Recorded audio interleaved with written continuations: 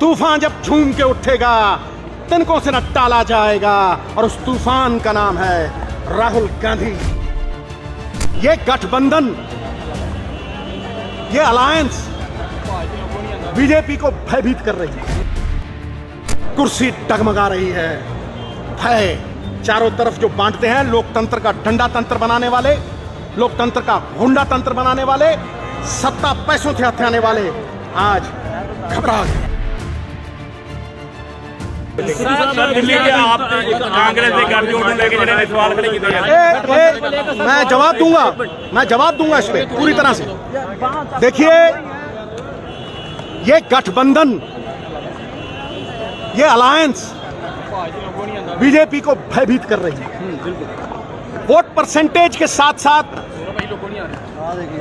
ताकत, जैसे 5 नदियों की ताकत इकट्ठी हो जाए तो किस जोशो खरोश से बहती हैं। 3 नदियां त्रिवेणी में किस तरह से पानी बहता है।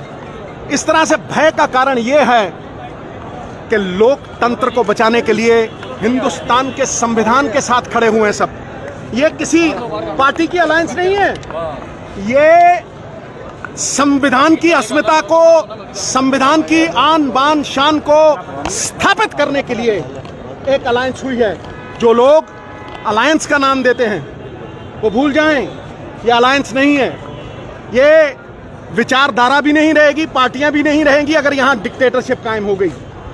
जहां जहां डिक्टेटरशिप हुई है, जहां जहां तानाशाह राज हुआ है, चाहे वो हिटलर का हो, मुसोलिनी का हो, हुसैन का हो, किसी का हो, मैं कहता हूं वहीं वहीं भगवान ने किसी अपने बंदे के जरिए उस डिक्टेटरशिप को मिटाया है।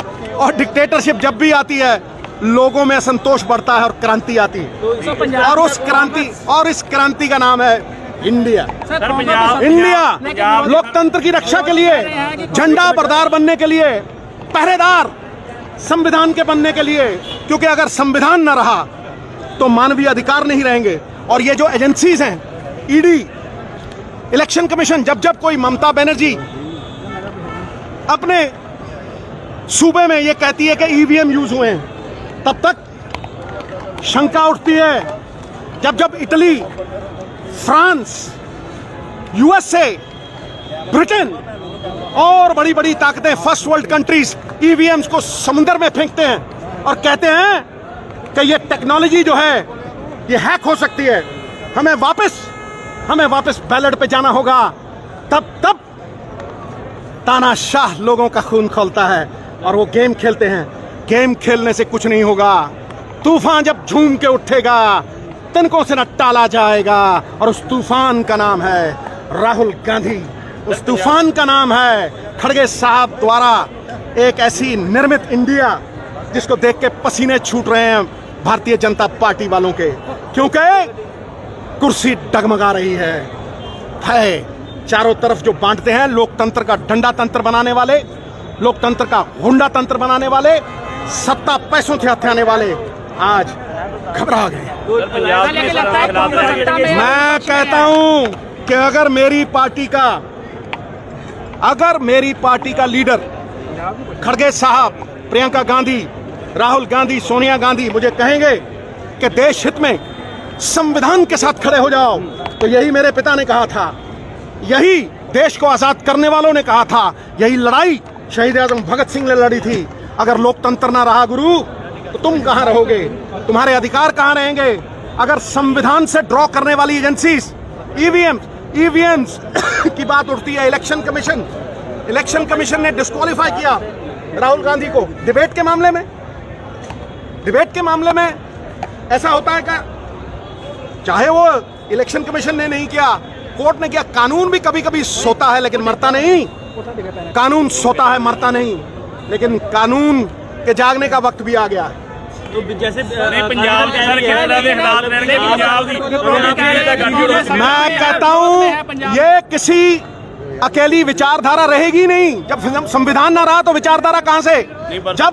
जब लोकतंत्र ना रहा और एक राजतंत्र की स्थापना हो गई, डंडा तंत्र की स्थापना हो गई, गुंडा तंत्र की स्थापना हो गई, तो लोगों के अधिकार, लोगों के अख्तियार कहाँ हैं? तो ये लोगों के अख्तियार के लिए सभी ऑपोजिशन पार्टीज संविधान को बचाने के लिए इकट्ठे हुए हैं और झंडा बरदार राहुल गांधी। ਪਰ ਸਰ ਪੰਜਾਬ 'ਚ ਕਿਹਾ ਜਾਂਦਾ ਸੀ ਵੀ ਜਿੱਦਾਂ ਦਿੱਲੀ ਦੇ ਵਿੱਚ ਜਿਹੜੀ ਮੀਡੀਆ ਖਰੀਦੀ ਗਈ ਹੈ ਮੋਦੀ मैं ਤੁਹਾਨੂੰ ਕਹਿ ਰਿਹਾ ਕਿ ਭਾਈ ਹਰੇਕ ਦਾ ਕੋਈ ਬੌਸ ਹੁੰਦਾ ਹੈ। हाई कमांड जो तय करेगी वो सोच समझ के तय करेगी और हाई कमांड अगर कॉन्स्टिट्यूशन ਨੂੰ ਬਚਾਉਣ ਦੇ ਲਈ ਸੁਨੀਲ ਜਾਖੜ ਵੱਲੋਂ ਕਿਹਾ ਗਿਆ ਕਿ ਕਾਂਗਰਸ ਨਾਲ ਸਮਝੌਤੇ ਕਰਕੇ ਆਮ ਆਦਮੀ ਪਾਰਟੀ ਆਪਣੀ ਸਾਖ ਨਹੀਂ ਬਚਾ ਸਕਦੀ ਹੈਗੀ। ਇਹ ਉਹਨਾਂ ਨੂੰ ਜਵਾਬ ਦੇਣ ਦਾ ਸਮਾਂ ਨਹੀਂ, ਇਹ ਆਪਣੀ ਗੱਲ ਰੱਖਣ ਦਾ ਸਮਾਂ ਹੈ। ਭਟਕਾ ਨਾ ਮਿੱਤਰ ਪਿਆਰੇ, ਜੇ ਅਕਾਲੀ ਦਲ ਨੂੰ ਮੈਂ ਇੰਨਾ ਹੀ ਕਹਿਣਾ, ਜੇ ਕੱਲ ਨੂੰ ਕੋਈ ਕਹੇ ਵੀ ਤੁਹਾਡਾ ਜਿਹੜਾ ਲੋਗੋ ਹੈ ਉਹੀ ਖੋਲਿਆ, ਹੁਣ ਤੁਸੀਂ ਅਕਾਲੀ ਦਲ ਹੀ ਨਹੀਂ ਰਹੇ ਜਿਵੇਂ शिव सेना ਨੂੰ ਕਿਹਾ ਸੀ, ਤੇ ਕਿਸੇ ਨਾਲ भी हो जाऊगा ना, ये किसी के साथ भी हो सकता है। तो मैं कहता हूं जितने इकट्ठे हो जाएं, जितने पहरेदार बन जाएं संविधान के, हमारे ग्रंथ के, उतने अच्छे। Sovereign socialist Republic, democratic Republic, ये उसके लिए लड़ाई है, संविधान के लिए लड़ाई है। लोगों की ताकत लोगों तक कहां पहुंच रही है? लोगों की ताकत चंद लोगों में सीमित रह गई है। नौकरियां कहां गई? बैंक लुट गए, देश पे सबसे ज्यादा कर्जा हो गया। कोई बात करता है?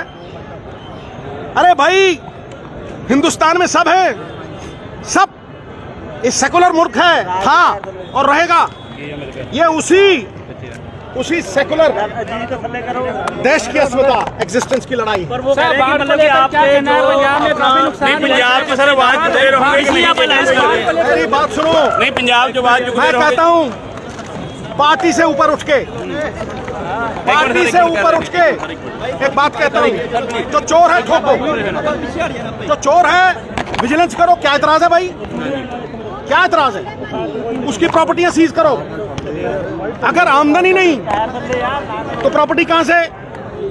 इसलिए इसमें किसी को जवाब देने में कोई दिक्कत नहीं होनी चाहिए, पॉलिटिकल वेंडेटा नहीं होना चाहिए।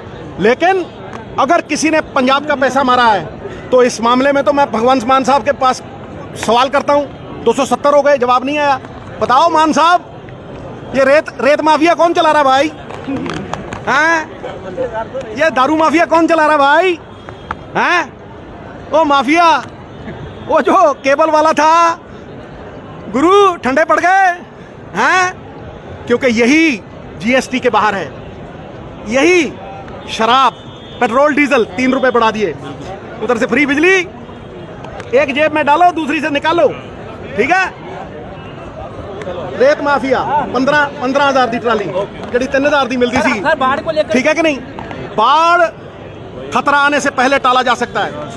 बाद में आप अपने पजामे गीले करके दिखाते रहो, उससे कोई फायदा नहीं होगा। एक बात याद रखना, सेम नालों की क्लीनिंग होनी चाहिए थी। ड्रेनेज जितनी है उसकी क्लीनिंग होनी चाहिए थी। फ्लड कभी नहीं आता अगर चो साफ होते। फ्लड कभी नहीं आता अगर एक फंड आता है सेंटर की तरफ से, उसका इस्तेमाल किया जाता। कैलेमिटी फंड आता है, कोई कितने पैसे लगे उसके?